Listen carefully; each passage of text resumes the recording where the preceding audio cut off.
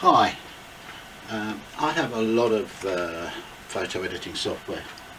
Photo editing, my images is an incredibly large part of my enjoyment of photography, possibly even the greatest part. I'm just going to run through some of the, I don't have a set workflow, but I'm going to go through a workflow. Some images that I took, an image I took the other day locally here in Littlehampton. So the first program I fired up here is Dxo Pure Raw, which is a new addition for me, and I think this software is a bit of a game changer really. So I'm going to start the workflow with this, and I'm going to click on where it says add photos to process and find some photos, or a photo. So these are some of the shots I took in Littlehampton the other day. There's a lot of them because I shoot handheld HDR a lot, so that's why there's 5 of each of the exposures. So that's a little one of these boats in the boating lake in Littlehampton, and I'll probably end up losing this rubbish bin down here in the foreground, which I'm not that happy with. But anyway, so I'll select all of them. So I just held the control shift key rather, and I clicked on to select those 5 images, which are taken at plus minus 2 EV, so 2 overexposed, 2 underexposed, and a normally exposed image. Actually, I'll just backtrack and just click on that one. That's the normally exposed image of the sequence. So let's just click on those, highlight them all, and go add photos. And there they are. Okay, so start the processing. Process photos up on the top left here. Now I'm going for, I'll just leave it on deep prime noise reduction. There isn't much noise in these images. They were shot at ISO 200, but there will almost certainly be a bit of noise. And it should take about 2 minutes to finish processing them, so I'll find something to talk about for 2 minutes while it's working on it. I keep them as a DNG file, and I put them in my custom image folder. Now my custom image folder actually resides on an external flash drive, because I'm running out of hard drive space in. So it will take a little bit longer possibly to process than it would be on a fast hard drive, but anyway, that's no problem. So I'm going to click on the process button and let it do its stuff while I talk. So you can see a countdown on the bottom right there of the time it's taking to do them, time it's got left. So as I say, I started off with this Pure Raw. Now I've got various pieces of Dxo software. There'll be at least one more in this workflow that I've been using for some time.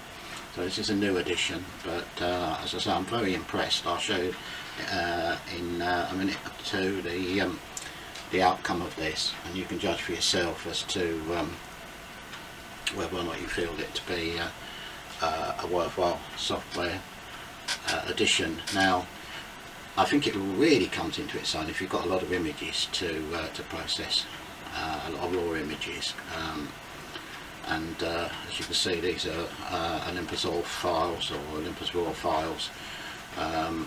I shoot mostly, nearly exclusively, in fact in RAW, so you'll see in a minute how it brings out the detail and gets rid of any noise in these images. It's quite dramatic actually.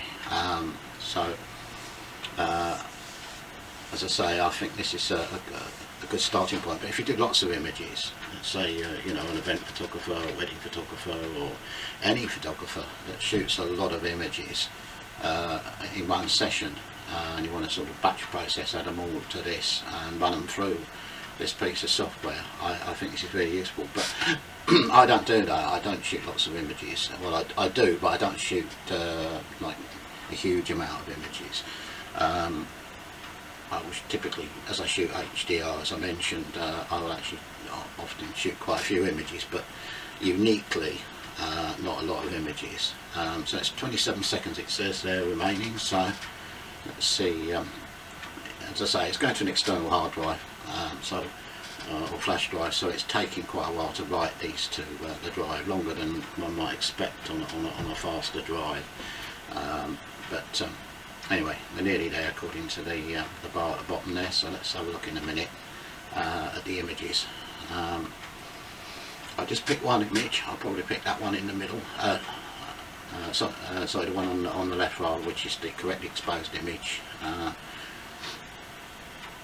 and we'll just look at that, and then I'll export them to another piece of software in a minute. I might just pause the video and restart it once they've been brought in.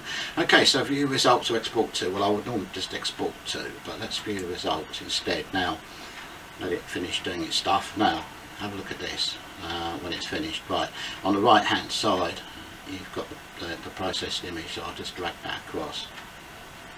It is actually quite dramatic. It looks almost like it's over sharpened, but when you see the final result,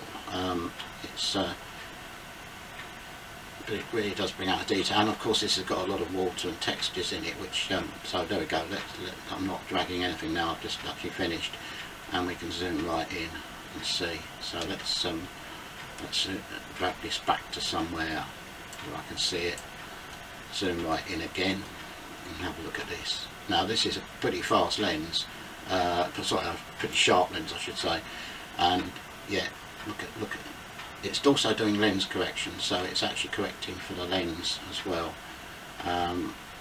as indeed does the next bit of software I'm going to bounce it in and out of, which is Dxo Photo Lab. So what I'm going to do now is to zoom that back out and close that off, and now forget that, and I'm going to go export to on the top right hand side here, and when you do that you can set this up with a list of your favourite software that you're exporting to. Well, I'm going to go to Photo Lab, so I'm going to click on export. I'm going to pause the video, wait for it to load into Photo Lab, and then we'll take it from there.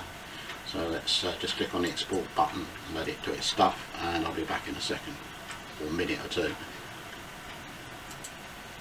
Okay, so here we are in Dxo Photo Lab. You can see on the right hand side here, maximise this, there's my 5 images that I brought over from Pure Raw, okay, so there's lots and lots in this software you can do. In itself, it's a fabulous bit of software in my opinion, and again, it's got great noise reduction and lots of other features, but a few of my favourite tools, I suppose you'd say, are right, so I don't want the generic blendings, no, right, okay, so it's right in front of me. It's Dxo Clear View. Now this I might use, I might not, but we'll have a look at it first. Now this image I've selected is the correctly exposed image in inverted commas, so let's put on Dxo Clear View, see if I like the result. Do I like the result? I probably do actually. Most times I do, not always, but let's turn it off. Let's turn it back on again. Yeah, it's affecting the contrast quite drastically there. Another one is Dxo Smart Lighting. Now this one I occasionally use. I won't say I habitually use this, but Dxo Smart Lighting. Now is it and you can change the other features, parameters in this. So Dxo Smart Lighting. Yeah, it's something that I could use. It's something that I might not use, but anyway. So I'm going to take these 5 images. I've made very little change in Dxo, but there's a lot I could change in here if I wanted to. And I'm going to go to menu up here. I think it's under the edit menu. Yeah, it is, and go select all. So there's all 5 of my images selected now, and ready to export to the next piece of software I'm going to put it into. And again, I'm going to pause the video before I bring it into this next bit of software. And the bit of software I'm using now, I've shot this as HDR as I mentioned, and I'm going to bring it into Aurora HDR 2019, which I personally think is the best HDR software that I've ever used. So let's do that. So now all I need to do now is go to File at the top here, Export to Application, and it's already there because I did one earlier. So it's already on Aurora HDR, but again it go to one of my other pieces of software that I use. But anyway, let's go export. I'll pause again and I'll come back in a minute or two or less with in Aurora. So export again now. This will take a little while because it's exporting these 5 images. Now it's exporting them as a 16-bit TIFF file, and that's how I want to keep them right through to the end now. So you see it's working its way through. So I'll pause the video again, I'll come back with them in Aurora. Right, so I've got the images into Aurora, or I've almost got them into Aurora, but I'll go to this, leave it on this screen here for a second. I'm going to go to auto alignment. Now that is, if you're shooting handheld HDR, that is pretty important. Now I'm just going to go down here. I don't really think there's very much of any chromatic aberration in these shots with this lens, but I might as well enable it, it won't do any harm. Ghost reduction. Now this is the important one again if you're shooting handheld like I do. And it gives you a choice of the image you want to use as a reference image. Now I'll probably just use the 0 EV, in other words the correctly exposed image as my reference image, so I'll just leave that on default, and I clicked off it by accident. Let's come back on there. Now the amount of reduction obviously depends on the that you want to use, depends on the amount of movement in your shot. I say movement, it could be you moving or it could be the subject moving. So I don't think there's very much movement in this shot. There might be the birds on the lake might be moving a bit. The water's pretty still. There's a guy, I think it's a guy on the top left of the image wandering across, but I don't think he's moved very far in the time it took me to take these shots either. So I'm going to leave it on medium, but you can experiment with that. Sometimes I will go up to the highest if there is more movement. So let's leave it on medium. So there we go, there's my settings for that. And let's go create HDR and let it do its stuff. I think the ghosting or anti-ghosting feature in there, the alignment of image in this software, is the best I've ever tried, and I've tried a few. So let's just say let this load in. I can't really pause it, well I could pause here, but I'll just let it run for a little while, and then we'll go through Aurora and briefly and some of the things you can do in Aurora. So there we go, just need it there, and a few more seconds we should see what Aurora's done with it. Okay, now that's what it reckons, but we can go through all sorts of, under collections tab here there's all sorts of different, you can get these looks. Now I'm just going to leave it on essential, and just run through it. This is what they call natural. See, it's all, in my opinion, it's way too bright, and detailed and so on. Detail, don't like it. This is all looking very very HDR. So what I might do is go to the, this is a favourite of mine, the tonal compression preset, and it's still very bright, but I'll leave it there for a second. I will use this preset, but you can adjust the amount if you want to bring the preset. Let's go for a few others. High contrast, which is interesting. Deep, but you're not limited to these settings at all. You can, as you see on the right hand side here, you've got a whole host of settings you can fix. So I might just go back to tonal compression rather.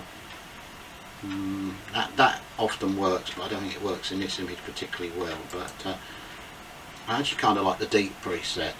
But anyway, on the right hand side here, again, you can change all sorts of parameters here, but I'm not going to here. But one thing that I do notice that you've got an HDR denoise in there, and there's no sky in here, which would particularly show noise. In fact, I don't really think there's much noise in it. Just after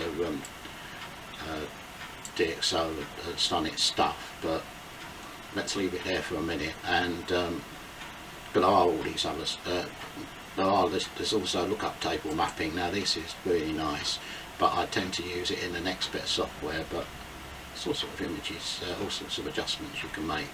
So I don't think I want to put a lookup table in here at this stage. So the next thing I'm going to do is just leave it as it is, and I'm going to export it to another piece of Skylum software, which is Luminar AI. Now that's also, I've had it a while, but it's also a relatively new addition, and I'll need to open it as a plugin for some reason.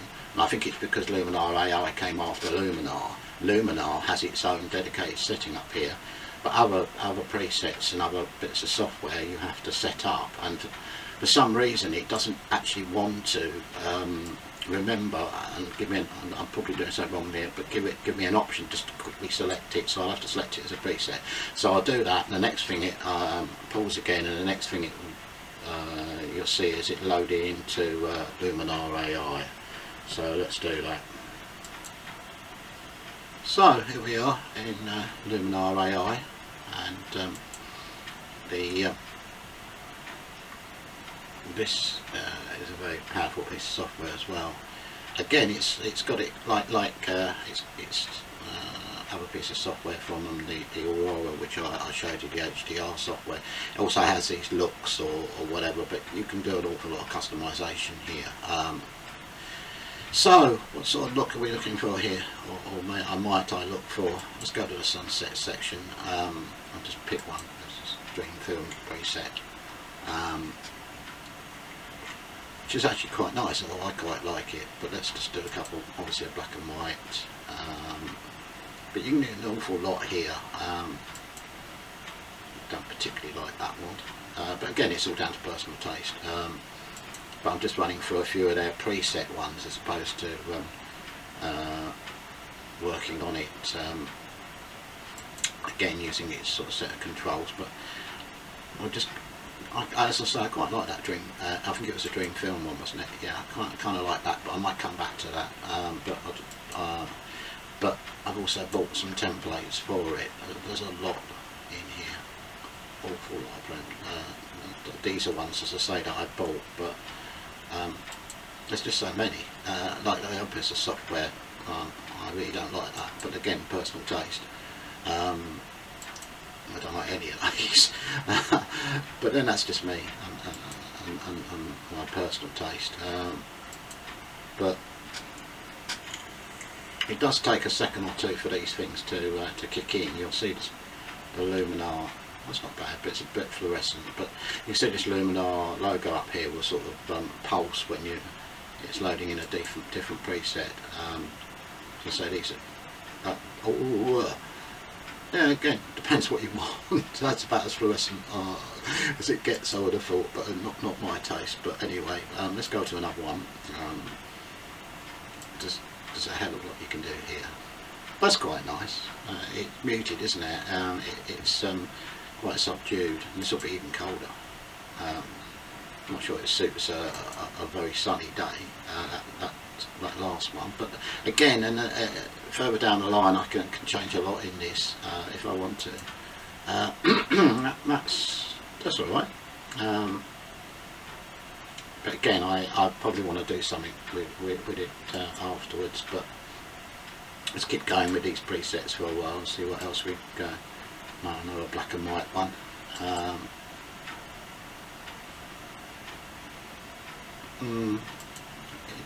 This image doesn't sort of leap out at me, I've got to be honest, in terms of content or in terms of editing, but I just picked it because it was an image to work with, go through this workflow.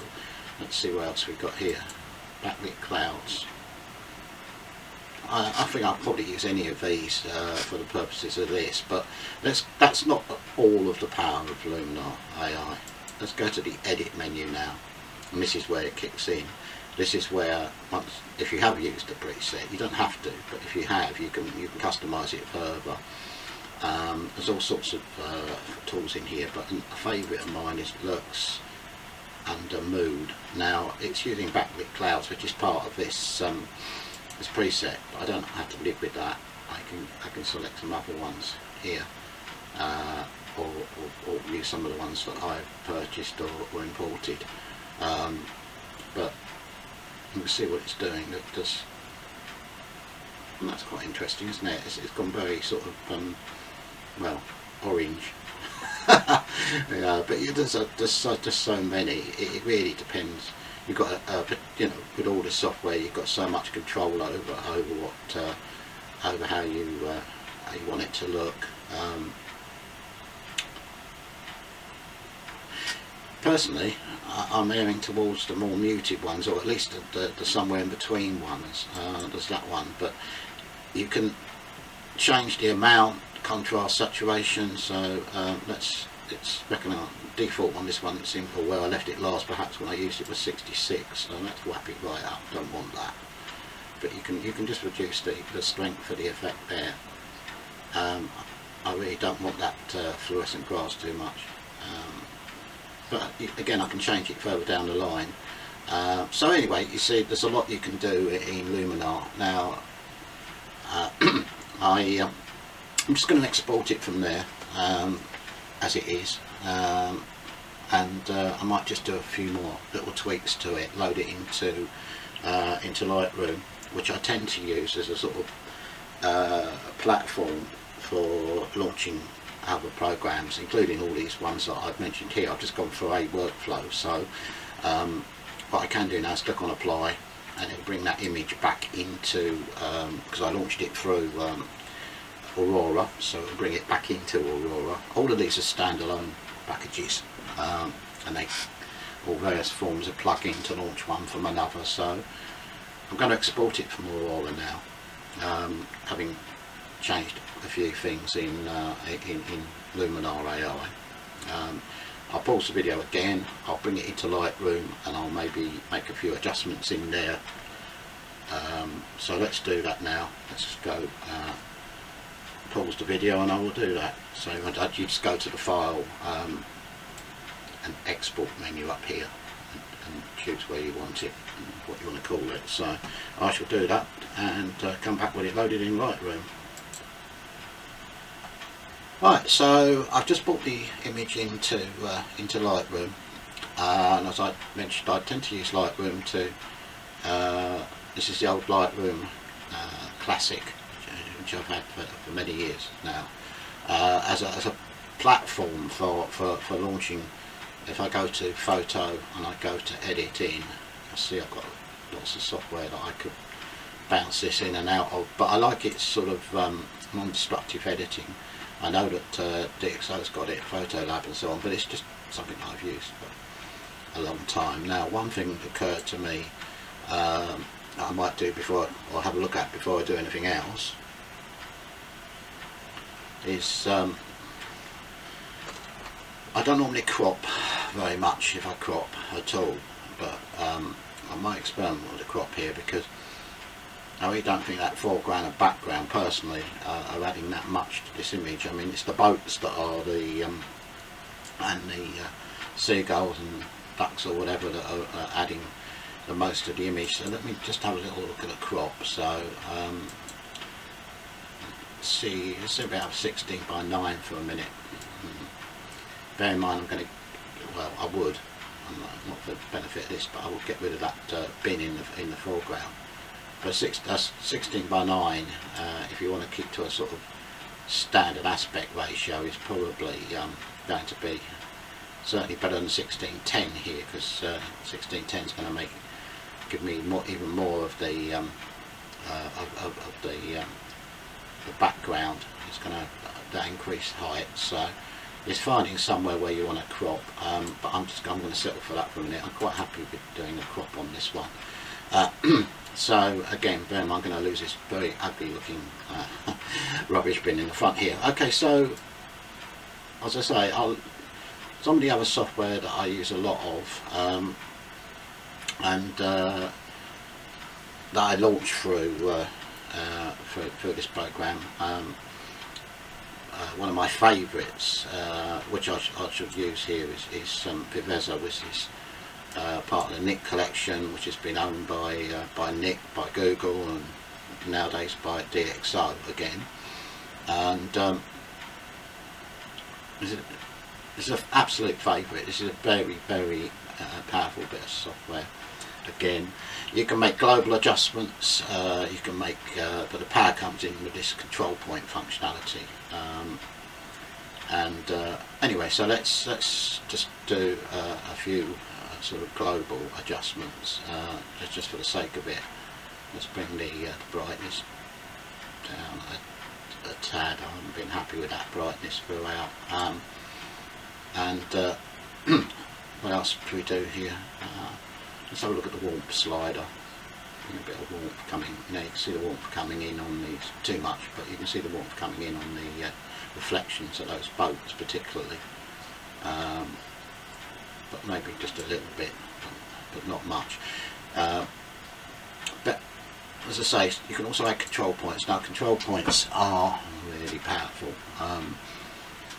Let's select this grass up here. So I'm going to hold down the control key. I'm going to click and select that bit of grass there. Let's move it around a bit so you get the most of it. Now I'm going to click on this select tool up here. I'm going to click on and whilst I'm doing it, I'm going to click on that control point I've just added. I'm going to hold down the Alt key and I'm going to drag it across to this bit of grass. And whilst I'm having done that, I'm going to hold down control while clicking on it and move it, so I've got pretty much just that bit of grass. Now, two control points up here on the right hand side here, control point 1 and control point 2. So I'm going to hold shift key down as I did and select both control points. Then I'm going to go up to this group tool up here, and so any adjustments I make, either with these sliders here or easier perhaps with these sliders on the right hand side here, are going to apply to both the control points. So let's decrease the saturation a bit. As I say, just not that much. Finger slipped on the button. It is pretty fluorescent, but you can see what it's doing. Well, it was pretty fluorescent. And maybe up the contrast slider a little bit. This is all down to taste, of course, but and in this image there's not an awful lot that I want to adjust, but I will do it for the sake of it. I'll select this water down here, or a fair bit of it. I probably normally just do what I did before. I'll copy some more control points across, but got to now the contrast slider. It will also increase the saturation a bit, so when you increase the contrast you may want to back the saturation off. Depends again how you feel about it, but so there's lots of adjustments here that one could make.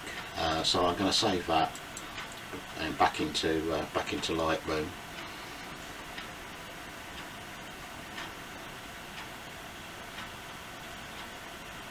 Okay, nearly there. Right, so in a second or two, there we go. There it is, back in Lightroom with the adjustments we just made. Another one of my favourite tools is Color Effects Pro, which is also part of the Nick collection. So we'll bounce it in and out of there for a minute. As I think you know, my images are bespoke. I'm not mass producing anything, or rarely, so I can do this. I can. Ooh, that was interesting. Oh, it's because yes, it's selected because again it's another one of my favourites. This duplex preset up here. It's not on very much higher strength at the moment. I could up it a bit if I wanted to. And the diffusion, which is set to 0 at the moment, this will make it really soft and dreamy, very soft and dreamy. Maybe let's go for full mile. Yeah, okay. So that's 100%. Now shadow adjustment. Let's bring up the brightness, not that much. Bring up the brightness to taste. Highlight. Shadow adjustment that wasn't it? Let's bring it up a little bit, bring a little bit more back into it. Highlights, I'll leave them there, I think. So, but also you've got all these other adjustments you can make to it. Now a good one, not so much in this image, but I'll add it. So I'll go add filter here, and I will add another one of my favourites. Quite a bit in landscape stuff is this graduated neutral density filter here. Now what I normally do, in fact actually I quite like it as it is, what I normally do is I normally up a tonality, I put that right down so I can see where it's affecting, where the split is. Now I can adjust then the vertical shift. Right, I don't want it down there. In this case, just for the sake of it, I'm going to put it on the background there. Not as dark as that, but that's just to see where it is. Okay, and bring that back up a bit, and it's lower than it was. Okay, so it's on 27% now. Now if you want to see what's happening, go to compare. Right, that's before those two filters, that's after those two filters, so applied. So that's as I say, using another one of my favourites, but there's lots in here and everyone will have their favourites, I guess, but they're just a couple applied to this image. And I say it's made it really dreamy. There's all sorts of ways you could do that through the various software I bounced it in and out of, but I'm going to save that. Excuse me. Alright, so we've done quite a lot with this image, so it's not looking quite so bright and shiny now. It's looking quite dreamy. And another piece of software that I not always, but generally finish off with, is part of the Topaz suite of AI software. It's called Topaz Sharpen AI. Having just made it very sort of soft and dreamy, I might sharpen it up a bit just for the sake of it. Although that initial stage with the Dxo Pure Raw really does bring up the sharpness and the detail incredibly. Once I've bounced it through things, it's nice to have a nice sharpening tool that I can use if I want to bring back a bit of the sharpness. Normally that Dxo is so good I really don't want to tamper with the sharpness very much, but I will show it as part of this video. As I say, this Topaz Sharpen AI. What was setting on? Auto settings. Now you've got various settings here to compensate for motion blur, being out of focus, or too soft. Well, it probably is too soft in a classic sense, because I've just made it very soft. So I'll leave it on the too soft, but I'll go to an extreme and I'll select this very blurry setting, okay, on the right hand side here, and I'll put the auto settings on down here. Right, and you can adjust this all manually, but let's move this back across now. I'll zoom in. Let's zoom in to something to see it in more detail. Right, now when it's finished updating the preview, right, it's updated now and it's applied that effect. So as you see, it's minimal, it's absolutely minimal, but it is there, and of course you can push this as far as you want, but you can see very subtle the effect it's having. It's certainly not as it's set up with these settings that I'm using at the moment, putting a huge amount of bite back into it. I could do if I wanted to. Just go up this remove blur slider. In fact, I will remove slider, and I will zoom in again once it's updated. Takes a second or two to update, and bring it across now. Well, it's not much difference, but there's a bit perhaps. But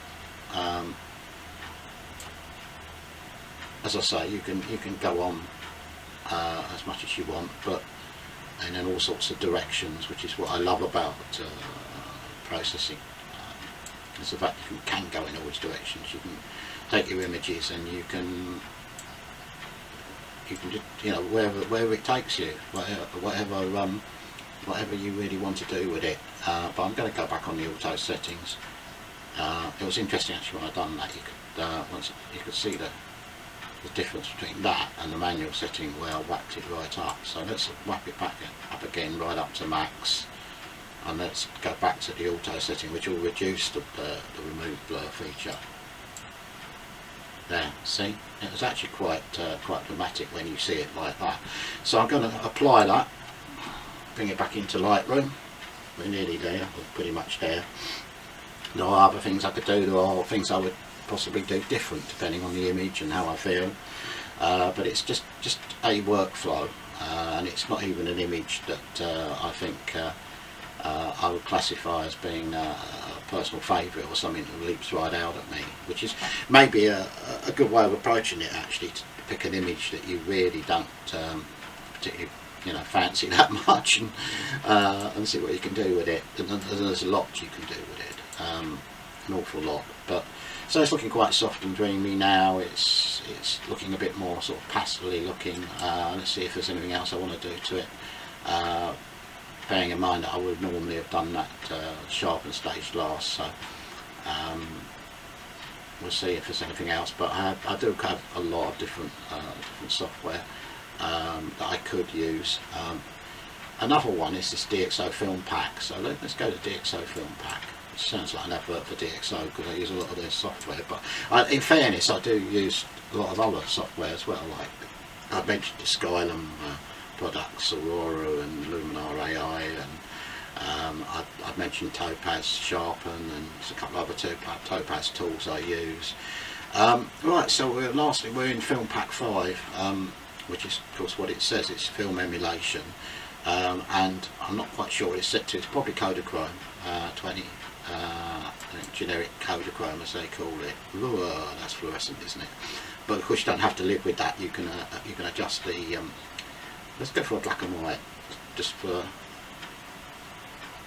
sake of it, or one of the black and white films. Sepia could be interesting on this one, yeah.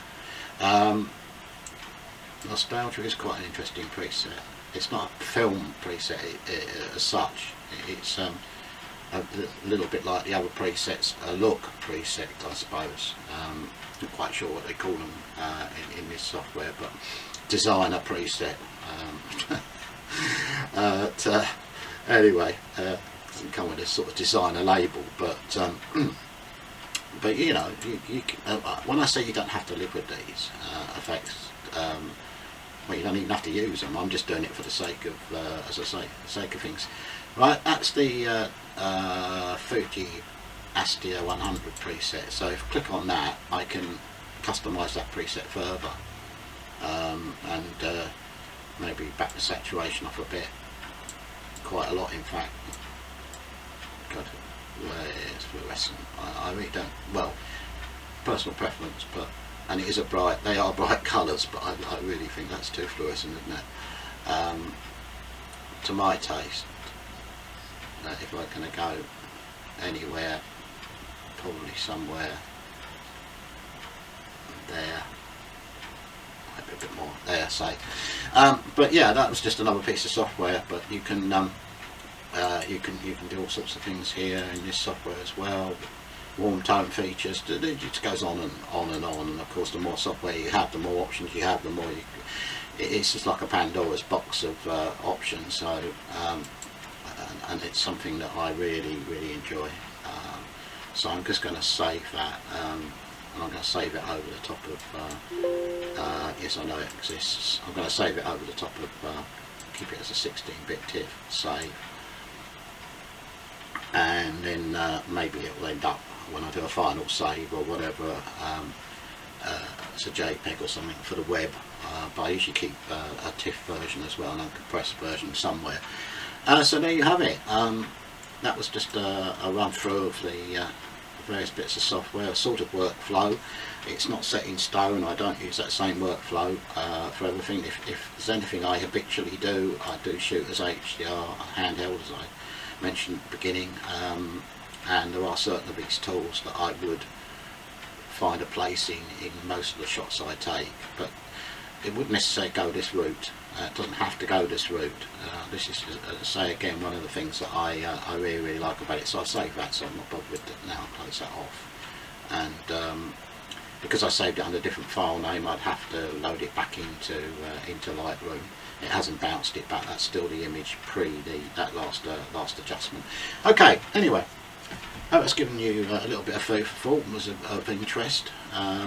Thanks for watching as always, and I wish everyone good health and stay safe. Bye for now.